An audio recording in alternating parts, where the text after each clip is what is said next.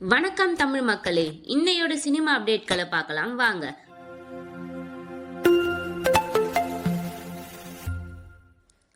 அஜித் தற்போது மகள் திருமேனி இயக்கத்தில் விடாமுயற்சி படத்தில் நடித்து வருகிறார்.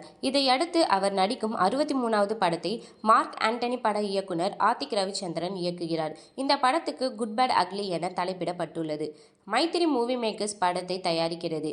இசையமைப்பாளர் தேவி ஸ்ரீ பிரசாத் படத்துக்கு இசையமைக்கிறார்.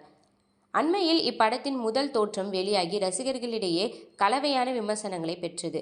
தற்பொழுது 2வது லுக்கை படக்குழு வெளியிட்டுள்ளது. அஜித் இப்படத்தில் எதிர்மறையான கதாபாத்திரத்தில் நடிப்பதை முதல் தோற்றமும் படத்தின் டைட்டிலும் சூசகமாக உணர்த்தியது.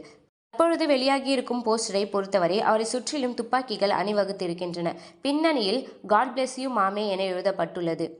நாக்கை துருத்தி கொண்டு கையில் டாட்டூவுடன் இருக்கும் அஜித்தின் கலர்ஃபுல் போஸ்டரை படக்குழு வெளியிட்டுள்ளது. ஜாலியான படமாக இருக்கும் என்பதை 2 போஸ்டர்களும் உணர்த்தியிருக்கின்றன.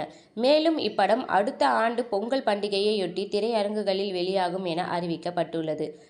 அஜித்தின் விடாமுயற்சி இந்த ஆண்டு தீபாவளிக்கு திரைக்கு வரும் என தெரிகிறது.